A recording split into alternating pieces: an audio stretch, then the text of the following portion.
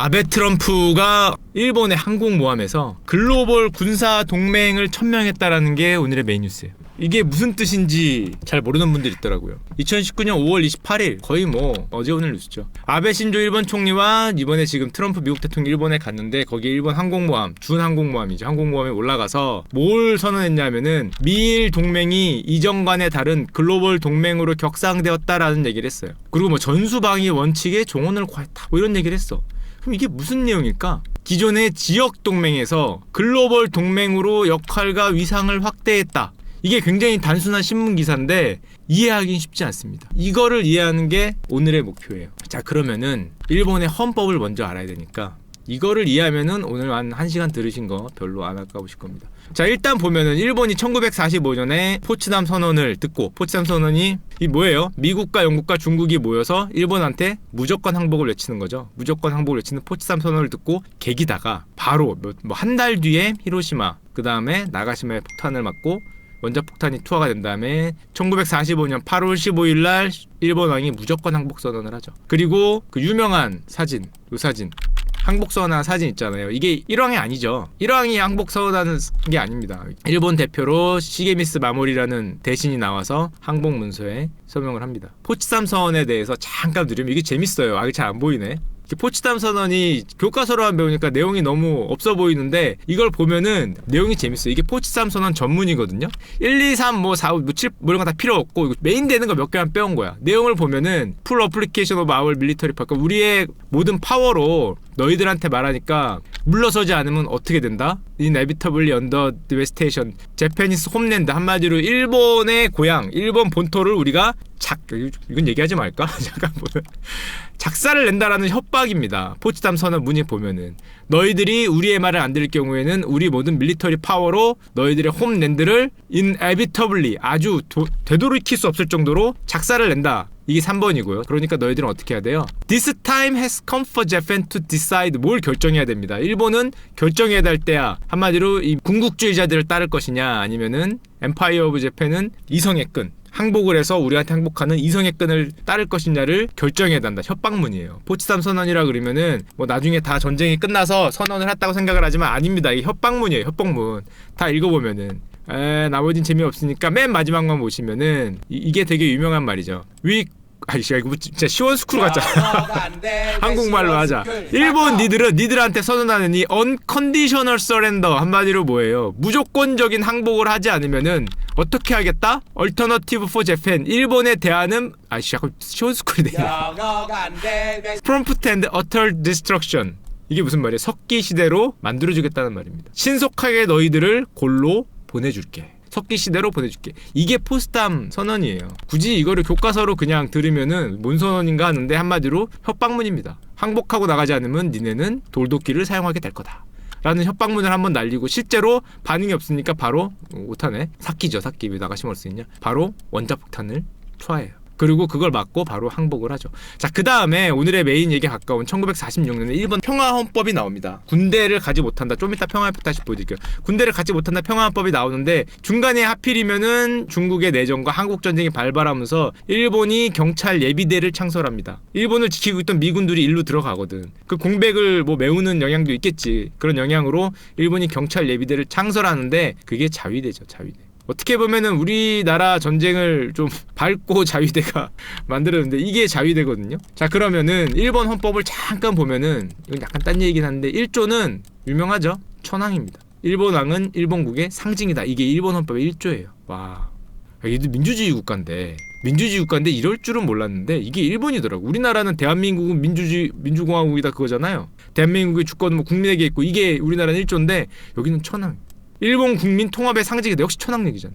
그 지위는 뭐뭐뭐다. 이거 다 천황 얘기죠. 다 일본왕 얘기. 일본국의 상징이고 통합의 상징이고 지위는 국민의 뜻에 기초한다라는 게 민주주의 국가인데 1조가 이렇게 돼 있어요. 천황, 일본왕은 살려준 건데 문제가 되는 조항이 뭐였냐면은 요즘에 문제가 되는 게 일본 헌법 구조입니다. 한마디로 무력의 행사나 국제 분쟁 해결의 수단으로서 영구히 포기한다. 육해공군 및 기타 전력을 보유하지 않으며 국가의 뭐를 인정하지 않는다? 교정권을 인정하지 않습니다. 아니 이게 무슨 소리지? 교정권을 인정하지 않는다. 그럼 쳐들어오면 어떻게 되냐? 그래서 요즘에 신문을 보면은 뭐 집단적 자위권 이런 말이 나와요. 집단적 자위권. 그게 뭔지를 알아야 돼요. 집단적 자위권이 뭐냐면은 원래는 동맹국이나 옆 나라가 공격을 받을 경우에 내가 직접 공격을 안 받더라도 그 공격을 저지하기 위해서 무력을 사용할 수 있는 거. 한마디로 나랑 내 친구가 있는데 내 친구를 때리면 나도 거기에 뛰어들 수 있는 게 집단적 자위권이거든요. 이게 없어요, 일본은. 원래대로 하자면. 왜냐면은 금지돼 있잖아요, 일본 구조에서. 국가 방위, 자기네 나라, 일본만 아니라 옆 나라가 쳐들어와도 군대 가면 안 됩니다. 전수방위라는 개념이 있어요. 이게 또 무슨 소리냐면은 적이 쳐들어왔다 그래서 일본에서 물리친 다음에 그 나라로 쳐들어가면 안 된다는 거예요. 일본 내에서만. 쳐들어와도 일본 내에서만 소극적인 의미의 격퇴를 해야 된다. 이제 이거거든요. 집단적 자위권, 전수방위 개념만 알아두시면 되는데, 자, 그런데 이런 게 있었는데 2012년에 우리 아베 형이 예전에 2006년인가 5년에 총리 대신 하시다가 그만하다가 2012년에 다시 총리가 됩니다. 총리가 되고 지금 3연임을 하고 있는데, 우리가 잘 모르는 뉴스 중에 2014년에 일본이 헌법 해석을 바꿔요. 잘 모르죠. 헌법 해석을 바꿉니다. 뭐를 바꾸느냐, 쭉 보시면 한마디로 전수방위 원칙을 탈피한다. 일본이 아니라 외국이 공격받았을 때 무력으로 대응할 수 있게 만든다. 약간 안 됐잖아요. 일본이 아니라 외국이 공격받았을 때 무력으로 대응할 수 있다. 이게 뭐예요? 전수방위 원칙을 버리고 집단적 자유권이라고 했잖아요, 아까 전에. 내 친구가 맞아도 때리면 안 됐는데 내 친구가 맞으면은 나도 때릴 수 있다. 이 외국이 누구를 의미할까? 일본이 생각하는, 아베 형이 머릿속에 가장 많이 든 외국이 누굴까? 당연히 미국이죠. 이게 무슨 소리냐면은 미국이 전쟁을 선포하거나 미국과 싸우는 나라하고는 나도 싸울 수 있다는 말이에요. 간단하게 얘기해서 외국이 공격받았을 땐 뭐예요? 자기가 생각하기에 외국, 자기가 생각하기에 동맹국. 미국이 싸우면은 나도 거기에 싸울 수 있다. 미국과 동맹이라는 말이에요. 미국이 전쟁을 하면 나도 전쟁. 지금은 안 되죠. 지금은 군대가 없는데. 미국이 싸우면은 내가 싸우겠다는 말과 똑같습니다. 근데 우리나라가 보기엔, 야, 그러면 대한민국이 공격받으면 니들이 무력으로 올 수 있는 건가? 이런 의심? 걱정을 하잖아. 그래서 우리는 이걸 보고, 야, 우리는 필요 없는데? 야, 우린 괜찮어. 왜 니들이 오려고 그래? 아, 괜찮어. 그러니까 일본 정부는 그럼 뭐 대한민국 같은 경우는 나라가 오케이를 안 하면은 안 온다, 뭐 이런 얘기를 하는데, 그거 뭐 믿을 수 있나? 립 서비스를 해주거든요? 아이, 자꾸 오려고 그래. 안 와도 돼, 니들. 북한이 예를 들면 미사일을 쐈어. 안 와도 돼. 니들 자꾸 오려고 그래. 안 와도 돼. 괜찮아. 형 안 아파 해도 아프지? 이러면서 온다는 거야. 안 아파. 그 니들이 불러주기 전에 안 가, 이 자식들하고 일본 얘기한다는데, 일단 뭐 오케이. 우리 것 말고는 그건 오케이인데, 기본적으로 일본이 이걸 만들었을 때는 한국은 사실 뭐 고려의 대상일지 모르겠는데 그건 미국을 보통 뜻하죠. 자, 이걸 왜 미국을 뜻하냐? 요게 이제 해석을 2014년에 바꾸고 2015년에 법을 바꿨어요. 2014년에 헌법 해석을 바꾼 다음에 그걸 바탕으로 개정안을 통과시켜서 전수방위 원칙, 아까 전에 나라 안에서만 싸워야 된다는 원칙을 폐기했어요. 왜 폐기하겠니? 미국이 뭐 저기 가서 싸우건 인도 가서 싸우건 남태평양 가서 싸우건 중국 가서 싸우건 자기도 같이 가서 싸워야 되는데, 전수방위 원칙, 나라 안에서만 싸운다는 게 있으면은 못 따라다니잖아. 당연히 못 따라다닌단 말이에요. 그러니까 따라다니기 위해서 전수방위 원칙을 폐기합니다. 그러니까 한마디로 내 친구 미국이 어딜 가면 나도 갈 수 있다는 거야. 그걸로 법을 바꿔요. 간단하게, 물론 많은 뜻이 있는데 지금 다 얘기할 수 없으니까 간단하게 그런 영향을 미치겠죠. 그래서 그걸 일본의 신안보법이라고 그래요. 안보법이 바뀌었어요, 15년에. 뭐 아시는 분은 다 아시겠지만 바뀌었습니다. 그래서 아까도 얘기했지만은 이제 해당국의 동의가 있을 때만 가능한 것으로 돼 있기 때문에 우리나라가 동의하지 않으면 니네 나라는 안 가, 걱정하지 마, 이렇게 얘기를 하는 건데, 뭐 완전히 배제할 수는 없다, 뭐 이런 얘기가 나오고, 특히 중국 같은 경우는 굉장히 날카롭겠죠. 왜냐? 센카쿠 열도에서 만약에 미국하고 충돌이 있었어. 그럼 일본은 즉각적으로 미국 편을 들어서 중국과 싸울 수 있다는 얘기잖아. 그러니까 중국 입장에서는 사실상 일본이 그 자기네들과 전쟁을 할 수 있다는 말과 굉장히 똑같이 들리겠죠. 자, 그러다 보니까 2019년에 들어와서 이제 법을 바꿨어요. 2019년에 들어와서 어떤 뉴스가 나오냐? 저 때도 이미 나온 얘기지만 자위대와 미군이 일체화가 돼. 당연하겠죠. 그러려고 법을 바꾼 건데. 미군 등 우방국 군대, 미군 등이 사실 미국이죠. 일본 국방에 도움이 되는 활동이라고 인정되면 자위대가 같이 움직일 수 있다는 거죠. 같이. 미 군함의 보호 임무를 자위대가 할 수 있다는 거죠. 보시면은 안보법은 자위대가 평시에 무기를 사용해 지킬 수 있는 집단 자위권의 행사 대상으로 미군을 추가했습니다. 이거 재밌죠? 재밌다기보다는 좀 웃긴 게, 자기네 나라 군대에다가 자기 지켜줘야 되는 대상에 미군을 넣었어요. 논리는 그거예요. 미국 군함을 지키면은 일본이 안전해진다. 아니, 누구를 뭐 지지하고 그런 건 아니라 여기 지금 진행되고 있잖아. 진행되고 있는 사실을 뭐라는 거야. 해석은 뭐 마음대로 하세요. 좌측으로 할지 우측으로 할지, 일본을 좋아할지 중국을 좋아할지 미국을 좋아할지, 해석은 개인적으로 하시면 되고, 최근에 일이 이렇게 진행이 되고 있는 거예요. 자, 그런 상황에서 저기 2019년이잖아요. 그런 상황에서 아베와 트럼프 형이 일본 항모에 올라서 글로벌 군사동맹, 아까 처음 봤던 뉴스, 글로벌 군사동맹을 천명한 건데, 자, 다시 봅시다. 다시 보면 약간 다를 거예요.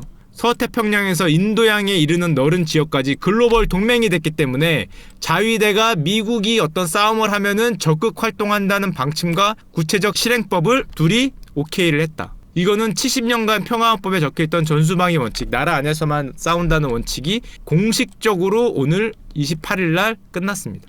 공식적 종언이죠. 일본 자국 방어만을 위해서 싸운다는 원칙이 우리가 모르는 사이에 5월 28일날 공식적으로 없어졌어요.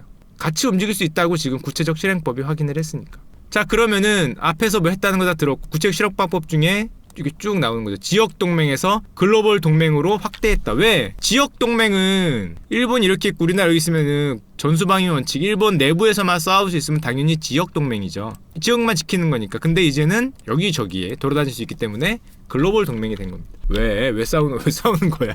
이게 뭐 우리나라에 좋은 건지 나쁜 건지 모르겠고 상황이 이렇게 가고 있다는 거예요. 자, 그러니까 트럼프 형 입장에서는 당연히 일본이 고맙겠죠. 고마우니까 아베 앞에서는 아베 형을 되게 잘해주는 거죠. 앞에서 일본 해라고 하기도 하고. 참고로 요 얘네가 올라갔던 요 배 이름이 가가인데, 중국 입장에서는 이게 또 열받는 게, 가가가 뭐냐면은 일제가 중국을 침략할 때 주력이었던 항공모함 이름이 가가예요. 중국 입장에서는 자기들 쳐들어왔던 배 위에서 이제 미국과 일본 정상이 손을 잡고 재패니즈 씨 이러면서 손 들고 이렇게 하니까, 정확히 중국은 안 그래도 지금 미국과 미중 분쟁 때문에 날카로운데 일본이 자기들 쳐들어왔던 배 위에서 두 정상이 손잡고 있는 거잖아요. 자, 그렇습니다. 그런 상황이에요. 아니, 전 정치 관심 없는데. 1950년 자위대가 창설된 다음에 한 50년 60년 정도 있다가 2014년에 헌법 해석이 변경됐어요. 1년 뒤에 안보법이 개정됐습니다. 그리고 중간에 트럼프 형이 당선되면서 미중 갈등이 격화되니까 미국과 중국이 싸우는 일이 벌어져요. 그러니까 일본이 미일 군사 동맹을 천명한 겁니다. 전수방위 원칙을 공식적으로 폐기해서 미국이 싸우면은 일본도 싸울 수 있다, 이런 원칙을 만든 거예요. 그리고 2020년에는 뭐를 지금 추진한다? 개헌을 추진하고 있습니다. 2020년 개헌을 하겠다. 지금 미일 동맹까지는, 글로벌 동맹까지는 됐으니까 2020년에는 개헌을 하겠다. 될지는 모르겠어요. 개헌 내용은 이제 자위대 설치 근거 조항, 고등교육 무상화, 뭐 긴급사태 조항인데, 결국에는 평화헌법의 그 구조를 어떻게 수정을 하냐가 가장 이제 주요한 내용이 되겠죠. 어떻게 될지 모르겠어요. 자, 그러면은 문득 생각나는 게, 군사력이 어떻게 되나 이렇게 약간 궁금하더라고요. 그리고 좀 찾아봤지. 이게 낮을수록 좋은 거거든요. 미국 형은 당연히 1등일 테고, 야, 이건 얘는 뭐야? 왜 이렇게 세? 이거 제대로 평가한 거 맞아? 야, 부자 망해도 10년 가나? 아, 이거 뭐냐, 이거 돈도 없을 텐데. 아, 핵무기 숫자 때문에 그런가? 야, 불꽃 망해도 10년 불꽃 망해도래. 부자 망해도 한 10년 20년 가죠. 중국은 뭐 그렇게 예상을 했고, 당연히 저 이걸 보면서 야, 대단하다. 역시 한번 부자가 돼야 망해도 한 10년 간다. 그 더 놀라웠던 건, 사실 이거 보면서 더 놀라웠던 거는 저의 예상을 완전히 뒤집었던 게, 다음번이나 다다음번 정도 얘기하지 않을까 생각하는데, 바로 의문의 인도입니다. 야, 역시 카레 형이다. 이 나라는 아실런지 모르겠지만 인공위성을 무려 화성에 발사한 나라예요. 화성, 달 아니야, 달. 화성에 발사해서 뭐 거기 뭐 착륙시켜서 뭘 캐오는 나라인데, 또 반대쪽에서는 화장실이 없어서 화장실 보급 운동 펼치는 나라거든요. 믿기 힘든 나라죠. 인공위성을 이렇게 쏘는데 화장실이 없는 대단한 나라인데, 이 다음번 주제가 믿거나 말거나 인도입니다. 상상을 초월하는 나라예요, 이 나라. 우리가 이해하지 못하는. 지금 우리는 시컨 얘기했기 때문에 중국과 일본은 이제 어느 정도 미국까지 알고, 미국까지도 대충 얘기하면은 뭔가 컨센서스가 잡히잖아요. 서로 욕을 할지언정. 근데 이 나라는 우리의 컨센 자체가 지금 없죠. 없는데 세계 4위. 아, 프랑스 오케이. 일본과 한국이 얼마 전에 바뀌었어요. 일본 대단하죠. 이 나라는 공식적으로는 군대가 없는데도 일본과 한국이 지금 순위가 바뀌었고, 쭉 가면, 야, 터키 머릿수가 많아서 그런가? 요게 나온 기사를 보면 일본 군사력이 한국을 제쳤다라고 하는데, 이거는 뭐 저 통계의 그냥 하나의 값일 뿐이니까, 적극 방위로 전환한 게 영향 뭐 이런 거에 좀 점수를 높게 줬겠죠. 점수를 높게 줘서, 야, 핵무기 숫자는 배제가 됐어? 아, 그래? 야, 핵무기가 배제가 됐는데 어떻게 인도가 4위지? 잠깐만, 야, 얘는 뭐 한 거지? 야, 핵무기가 없던 거야? 잠깐만, 나도 지금 봤네. 핵무기가 배제가 됐는데 인도가 4위요? 머릿수인가? 그럼 러시아는 뭐예요? 부자 망해도 뭐가 있겠지? 이거 뭐지? 야, 카레 먹을 때마다 절 2번씩 하고 먹읍시다. 이거 뭐야 진짜? 나중에 한번 보기로 하고요. 이건 재미를 봅시다. 세계 군비 지출 톱 10. 야, 미국은 뭐 당연히 압도적이고요. 중국도 꽤 높아졌는데 사우디 이거는 아마 군대를 사와서 그럴 거야. 제가 알기로 군대를 사와서 이게 군대가 없잖아요. 그래서 아마 옆 나라에서 군대를 사오니까 거기 인건비를 다 내느라고 이렇게 지금 바가지 쓰고 있는 거고. 오씨, 인도 보통 나라가 아니구나. 야, 프랑스보다 돈을 더 많이 쓰는데? 그러니까 군대 용병 때문에 그런 거겠지? 이거 사우디는 안 봐도 용병 쓰니까 군대 전체가 용병이니까 이거 이럴 거고. 야, 인도는 대단하죠. 야, 러시아는 뭐 용모양 욕골인데도 이해하고 있어. 역시 사람은 한번 부자여야 된다. 용모양 욕골인데도 이해하고 있고. 야, 인도가 영국보다 30%를 더 쓰네? 우리보다 50%를 더 쓰네? 물론 이제 당연히 이렇겠죠. 최근 10년간 중국이 군비를 3배 늘렸죠. 3배. 4천억에서 1조 200억이니까 2.5배 정도 지금 늘려놓은 상황인데 굉장히 오늘 많이 줄여서 얘기를 했는데 시간이 없어서 인도 얘기를 다음을 위해서 미리 떡밥을 깔아드리면 인도의 인구 구조입니다. 대단하다. 나 이걸 보면서 중국은 이미 약간 우리나라처럼 요쪽이 이제 두꺼워지고 있잖아요. 슬슬 나라가 늙어가고 있잖아. 여긴 아직도 여기가 좀 있긴 하지만 인도는 그런 거 없어요. 인구의 절반 이상이 뭐 25세 이하인가 그래요. 어마어마하죠. 중국은 이미 늙었지. 중국은 조금 있으면 얘는 제2의 한국이다. 니들 우리 따라올 날 멀지 않았어요. 여기는. 인도는 그딴 거 없습니다. 지금 인도는. 뚜루뚜뚜 하면은 여기가 점점 늘어나고 있어. 인생 즐겁잖아. 춤추고 노래하면은 이게 점점 늘어나고 있어. 이렇게 뚜루뚜루뚜루 할 때마다 이렇게 늘어나고 있기 때문에. 야, 향후 문제는 이 나라가 화장실이 없을 정도로 좀 거시기하다는 게 문제긴 한데 그거만 좀 제끼면 뚜루뚜루를 할 때마다 지금 장난 아닙니다. 참고로 왜 자꾸 다음번 방송할 거를 자꾸 보여드리면 야, 이러면 다음에 뭐 방송하지? 인도 땅을 또 잠깐 말씀드리면은 다음에 다시 한번 하긴 할 건데 잘 모르시는 게 있는데 인도 땅이 어디까지 가는지 아십니까? 이거잖아요. 지금 이거? 이렇게? 이것까지는 알더라고. 자, 근데 이게 인도 겁니다. 아셨나요? 이게 작아 보이죠? 여기 또 어디 뭐 있거든. 이것도 인도 건데 무려 여기까지 나와 있는 게 인도 거기 때문에 인도네시아 아니에요. 인도네시아 이쪽에 있지만한 거. 어마어마하죠. 이거 뭐씨 거의 뭐 경쟁자도 없잖아. 경쟁자가 누가 있겠어 여기. 이건 미얀마고 여긴 스리랑카인데. 어허. 저 섬이 요렇게 생겼습니다. 크기도 만만치 않고요. 그래서 다음에는 우리 젊은 나라 믿기지 않는 인구 구조를 갖고 있는 인도를 한번 얘기해보도록 할게요. 와, 씨. 역전될 날 얼마 안 남았죠. 19년 기준으로 인구가 거의 비슷해요. 뚜루뚜루뚜의 나라. 싸울 게 뭐 있어요. 지금 일본이 그런 상황이라는 건데 거기에 맞춰서 우리도 현명하게 대응을 해서 뭐 나라의 국익을 잘 지키면 되겠죠. 자, 자러 갑시다. 안녕.